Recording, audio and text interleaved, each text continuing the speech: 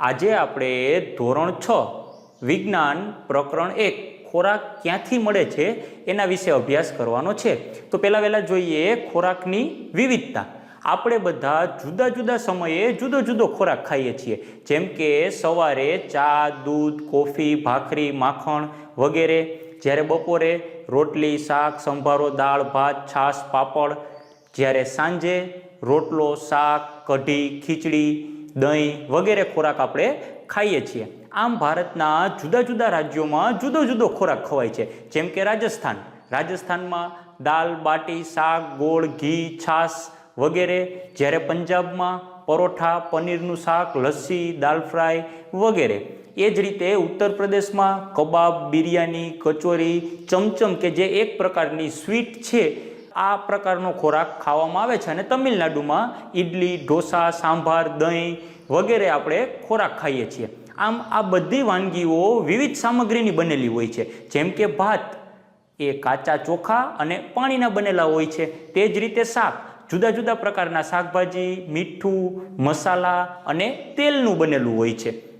અહીંયા આપણને વાનગી અને તેની સામગ્રીઓ વિશે કોષ્ટક આપેલું છે। તો શું છે કોષ્ટક? તો કે કોષ્ટકમાં વાનગી તરીકે રોટલી છે, તો રોટલી શેમાંથી બને છે? તો કે ઘઉંનો લોટ અને પાણીમાંથી। તે જ રીતના દાળ છે તો કઠોળ, પાણી, મીઠું, તેલ અથવા તો ઘી અને મસાલામાંથી। ખીર દૂધ, ચોખા, ખાંડમાંથી બને છે। ઇડલી તો કે ચોખા, અડદની દાળ, મીઠું, પાણી। તે જ પ્રમાણે ખીચડી ચોખા, મગની દાળ અને મસાલામાંથી બને છે। જ્યારે બટેટા પૌવા બટેટા, ચોખાના પૌવા, ડુંગળી, મસાલા, આ રીતના અલગ અલગ સામગ્રીમાંથી બને છે। ત્યારબાદ આગળ જોઈએ તો 1.2 ખાદ્ય સામગ્રી અને તેના સ્ત્રોતો।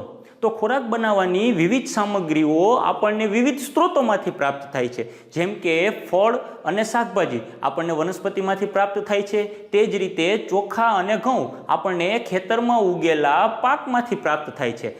આમ આ બધા ફળ, શાકભાજી, અનાજ, ધાન્યો બધા જ વનસ્પતિ સ્ત્રોતો છે। તે જ રીતે દૂધ, ઈંડા, માંસ, મરઘી, ઝીંગા, માછલી વગેરે આપણને પ્રાણીમાંથી પ્રાપ્ત થાય છે। તેથી આ બધા જ પ્રાણીજન્ય સ્ત્રોતો છે। હવે ગાય, ભેંસ, બકરી વગેરે આપણને દૂધ આપે છે અને આ દૂધમાંથી આપણે ઘણી બધી વસ્તુઓ બને છે, જેમ કે દહીં, છાશ, ચીઝ વગેરે। હવે ખાદ્ય પદાર્થ અને બનાવટમાં વપરાતા ઘટકો અને તેના સ્ત્રોતો વિશે અહીં માહિતી આપેલી છે। તો પહેલા તો આપણે અહીંયા જોઈએ તો કે ઈડલી છે શેમાંથી બને છે? તો કે ચોખા, અડદની દાળ, મીઠું અને પાણીમાંથી। હવે એના સ્ત્રોતો તો ચોખા છે એ ક્યાંથી મળે છે? તો કે વનસ્પતિમાંથી, અડદની દાળ વનસ્પતિમાંથી, મીઠું અને પાણી પૃથ્વીમાંથી, એટલે કે કુદરતી રીતે આપણને મળે છે। તે જ રીતે અહીંયા આપણે જોઈએ તો ચિકન કરી તો કે મરઘી, મસાલા, તેલ અથવા ઘી અને પાણીમાંથી। મરઘી છે એ પ્રાણીજન્ય સ્ત્રોત છે, જ્યારે મસાલા વનસ્પતિમાંથી, તેલ અને ઘી, તેલ છે એ વનસ્પતિમાંથી અને ઘી છે એ પ્રાણીમાંથી। પછી પાણી તો કે જે આપણને પૃથ્વીમાંથી કુદરતી સ્વરૂપે મળી આવે છે। ત્યારબાદ જોઈએ ખીર, તો ખીર છે દૂધ, ચોખા અને ખાંડમાંથી। દૂધ છે એ પ્રાણીમાંથી, જ્યારે ચોખા અને ખાંડ છે એ આપણને વનસ્પતિમાંથી મળે છે। ખાદ્ય સામગ્રી તરીકે વનસ્પતિના ભાગ અને પ્રાણીજ પેદાશો। તો વનસ્પતિના વિવિધ ભાગો આપણને ખોરાક તરીકે વાપરીએ છીએ, જેમ કે મૂળ છે, મૂળ માટે ગાજર અને મૂળો કે ગાજર અને મૂળાના મૂળ આપણે ખોરાક તરીકે લઈએ છીએ। તે જ પ્રમાણે પ્રકાંડ છે તો કે શેરડી અને બટાટાના આપણે પ્રકાંડ તરીકે ઉપયોગ કરીએ છીએ। પર્ણ એટલે કે પાંદડા, તો કોબી, ડુંગળી, કોથમરી, આમ પાંદડાનો આપણે ખોરાક તરીકે ઉપયોગ કરીએ છીએ। જ્યારે ફળ છે એ કેળા અને સફરજન, એના ફળ આપણે ખાઈએ છીએ। તે જ રીતે ફૂલ તો કે ભાતના ઓસામણમાં ડૂબાડેલા કોળાના ફૂલ, તો કોળાના ફૂલ છે એનો આપણે ખાવામાં આપણે ઉપયોગ કરીએ છીએ। અહીંયા તમને કોળાના ફૂલનું ચિત્ર આપેલું છે। આમ કેટલીક વનસ્પતિના એક કરતાં વધુ ભાગ આપણે ખાઈ શકીએ છીએ, જેમ કે સરસવના બીજમાંથી તેલ નીકળે છે અને તેના પાંદડા છે એ ભાજી તરીકે આપણે ઉપયોગમાં લઈએ છીએ। તે જ રીતે કેળનું પ્રકાંડ શાક બનાવવામાં વપરાય છે અને એના ફળ છે એ આપણે ખાવામાં ઉપયોગ કરીએ છીએ। હવે આપણે જોઈએ ખોરાક તરીકે વનસ્પતિના ભાગો। જો મિત્રો તમને આ વિડીયો ગમતો હોય તો લાઈક જરૂરથી કરજો, અને જો ન સમજાય તો કોમેન્ટ બોક્સમાં લખજો, તો આપણે અલગ ઇફેક્ટથી અલગ રીતે વિડીયો નવો બનાવીને સમજાવવાનો પ્રયત્ન કરીશું. અહીંયા આપણને ખાદ્ય પદાર્થ, એના સ્ત્રોતો અને એના વનસ્પતિનો કયો ભાગ આપણે ઉપયોગમાં લઈએ છીએ તેના વિશે માહિતી આપેલી છે. તો અહીંયા ખાદ્ય પદાર્થમાં પહેલાં જોઈએ તો કે રીંગણનું શાક. એના સ્ત્રોતો છે રીંગણા, મસાલા તરીકે મરચાં, તેલ વગેરે. હવે રીંગણા છે એ ફળમાંથી, મરચાં ફળમાંથી, અને તેલ છે એ આપણને બીજમાંથી પ્રાપ્ત થાય છે. તે જ રીતે શીરો બનાવવા માટે ઘઉંનો લોટ અને ખાંડ, તો લોટ છે એ બીજમાંથી અને ખાંડ છે એ પ્રકાંડમાંથી પ્રાપ્ત થાય છે. પુલાવ તો કે ચોખા અને જુદા જુદા શાકભાજીમાંથી, તો ચોખા બીજમાંથી અને ફળ, મૂળ અને પર્ણોમાંથી જુદા જુદા પ્રકારના શાકભાજી મળે છે. રોટલો તો કે બાજરાના લોટમાંથી, અને બાજરાનો લોટ છે એનો ઉપયોગ આપણે બીજ તરીકે કરીએ છીએ. હવે આગળનો ટોપિક છે પ્રાણીઓ શું ખાય છે. બધા જ પ્રાણીઓ ખોરાક માટે વનસ્પતિ તથા બીજા નાના પ્રાણીઓ પર આધાર રાખે છે. જેમ કે ભેંસ છે એ ઘાસ, ખોળ, અનાજ વગેરે ખાય છે, જ્યારે સિંહ છે એ નાના પ્રાણીઓ તથા તેનું માંસ ખાય છે. તે જ રીતે બિલાડી છે નાના પ્રાણીઓ, પક્ષીઓ, દૂધ વગેરે ખાય છે, જ્યારે ચકલી છે અનાજ તથા નાના નાના જીવજંતુઓનો પોતાના ખોરાક તરીકે ઉપયોગ કરે છે. અહીંયા આપણને કેટલાક પ્રાણીઓના નામ અને એનો ખોરાક દર્શાવેલો છે. તો જોઈએ, ઉંદર છે તો કે અનાજ, દાણા વગેરેનો ઉપયોગ કરે છે, જ્યારે વાઘ પ્રાણીઓ તથા તેનું માંસ ખાય છે. કરોળિયો, ગરોળી, ગાય, મનુષ્ય, પતંગિયું, કાગડો, સસલું, આ બધા પ્રાણીઓ જે ખોરાક ખાય છે એ અહીંયા આપણે કોષ્ટકમાં દર્શાવેલું છે. આ રીતે પ્રાણીઓના સ્ત્રોતોના આધારે 3 પ્રકાર પડે છે. ક્યાં ક્યાં? તૃણાહારી પ્રાણીઓ, માંસાહારી પ્રાણીઓ અને મિશ્રાહારી પ્રાણીઓ.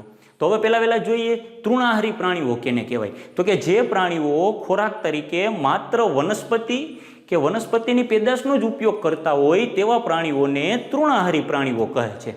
જેમ કે અહીંયા આપણને તૃણાહારી પ્રાણીઓ એટલે કે ગાય, ઉંદર, હરણ, સસલું એના નામ આપેલા જ છે. તે જ રીતે માંસાહારી પ્રાણીઓ, તો જે પ્રાણીઓ ખોરાક તરીકે માત્ર પ્રાણી કે પ્રાણી જ પેદાશનો ઉપયોગ કરે છે તેવા પ્રાણીઓને માંસાહારી પ્રાણીઓ કહે છે. અહીંયા આપણને ચિત્રમાં દર્શાવેલું છે કે સિંહ, વાઘ, ગરોળી વગેરે પ્રાણીઓ છે. ત્યારબાદ છે મિશ્રાહારી પ્રાણીઓ કેને કહેવાય? તો કે જે પ્રાણીઓ ખોરાક તરીકે વનસ્પતિ તેમજ પ્રાણી પેદાશ બંનેનો ઉપયોગ કરતા હોય તેવા પ્રાણીઓને મિશ્રાહારી પ્રાણીઓ કહેવાય છે. દાખલા તરીકે ચકલી, કાગડો, બિલાડી, હજી આપણે ઉદાહરણ લઈએ તો કૂતરો. આ રીતે અહીંયા આપણે પ્રાણીઓનું વર્ગીકરણ કોષ્ટકમાં આપણને આપેલું જ છે. તો તૃણાહારી પ્રાણીઓ ક્યાં ક્યાં છે? તો કે ભેંસ, ઉંદર, ગાય, સસલું, ખિસકોલી, પતંગિયું. માંસાહારી પ્રાણીઓ સિંહ, વાઘ, કરોળિયો, ગરોળી, દેડકો, સાપ વગેરે. તે જ રીતે મિશ્રાહારી પ્રાણીઓમાં બિલાડી, મનુષ્ય, કાગડો, ચકલી, કૂતરો, કાબર વગેરે પ્રાણીઓ આપણને આપેલા છે. તો અહીંયા આપણે આ પાઠ પૂર્ણ કરીએ છીએ. હવે વિડીયો પૂરો કરતાં પહેલાં આપણે અભ્યાસ કરીએ સ્વાધ્યાયનો. તો જોઈએ સ્વાધ્યાયમાં પહેલો પ્રશ્ન. તમને એવું લાગે છે કે દરેક સજીવને સમાન ખોરાકની જરૂરિયાત હોય છે? તો કે ના, દરેક સજીવને સમાન ખોરાકની જરૂરિયાત હોતી નથી. કારણ કે તૃણાહારી, માંસાહારી અને મિશ્રાહારી દરેકનો ખોરાક અલગ અલગ હોય છે, અને બધા પ્રાણીઓ પોતાનો ખોરાક અલગ અલગ લે છે. પ્રશ્ન નંબર 2. ખોરાક તરીકે ઉપયોગમાં આવતી 5 વનસ્પતિ અને તેના ભાગોના નામ આપો. તો તમે જોઈ શકો અહીંયા કોષ્ટકની અંદર વનસ્પતિ અને એના ભાગોના નામ આપણને આપેલા છે. તો કઈ વનસ્પતિ? તો કે ગાજર અને મૂળો, એનો ભાગ કયો આવશે? તો કે મૂળ. બટાટા અને શેરડી, તો એનો ભાગ પ્રકાંડ. ડુંગળી ને કોબી, તો એનો કયો ભાગ છે? પર્ણ. ઘઉં અને ચોખા, તો એનો કયો ભાગ છે? બીજ. તે જ રીતે રીંગણા અને મરચાં, તો એનો કયો ભાગ આપણે ખાવામાં ઉપયોગ કરીએ છીએ? ફળનો ઉપયોગ કરીએ છીએ. ત્યારબાદ નેક્સ્ટ પ્રશ્ન, પ્રશ્ન નંબર 3. કોલમ એમાં આપેલી બાબતને કોલમ બીની સાથે જોડો. અહીંયા આપણને કોલમ એ અને કોલમ બી આપેલા છે. તો ક્યાં ક્યાં છે પહેલાં તો કોલમ જોઈ લઈએ. તો પેલું છે દૂધ, દહીં, પનીર, ઘી. પછી પાલક, ફ્લાવર, ગાજર. પછી સિંહ, વાઘ અને તૃણાહારીઓ. જ્યારે કોલમ બીની અંદર શું છે? તો કે બીજા પ્રાણીઓને ખાય છે, વનસ્પતિ અને તેની પેદાશો ખાય છે. ત્રીજું છે શાકભાજી અને ચોથું છે બધી જ પ્રાણી પેદાશ છે. તો હવે પહેલાં વહેલું જોઈએ, દૂધ, દહીં, પનીર, ઘી. તો આપણે જોઈ શકીએ છીએ કે એમાં આવશે બધી જ પ્રાણી જ પેદાશો છે. ત્યારબાદ પાલક, ફ્લાવર અને ગાજર એ બધા તો કે શાકભાજી છે. સિંહ અને વાઘ તો કે બીજા પ્રાણીઓને ખાય છે, જ્યારે તૃણાહારીઓ વનસ્પતિ અને તેની પેદાશો ખાય છે. ત્યારબાદ નેક્સ્ટ પ્રશ્ન આપણે લઈએ તો કે પ્રશ્ન નંબર 4. અહીં આપેલા શબ્દો વડે ખાલી જગ્યા પૂરો. તો અહીંયા આપણને શબ્દો સ્વરૂપે આપેલા છે તૃણાહારી, વનસ્પતિ, દૂધ, શેરડી, માંસાહારી. હવે આ 5 છે અને 5 ખાલી જગ્યા છે. તો આપણે લાઈનમાં જોતા જઈએ.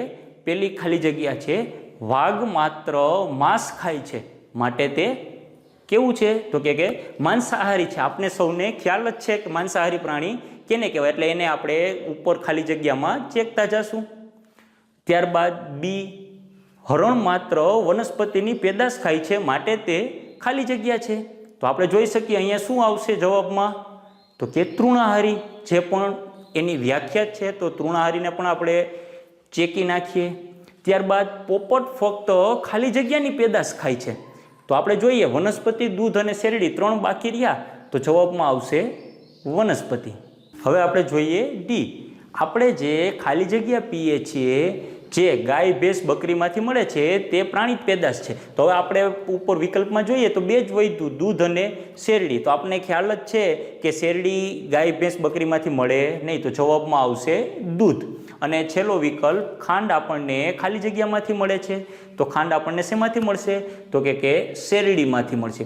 મિત્રો, અહીંયા આપણે ધોરણ 6નું પ્રકરણ 1 પૂર્ણ કરીએ છીએ. નવા વિડીયોમાં નવા પાઠ સાથે ફરીથી મળશું. આભાર.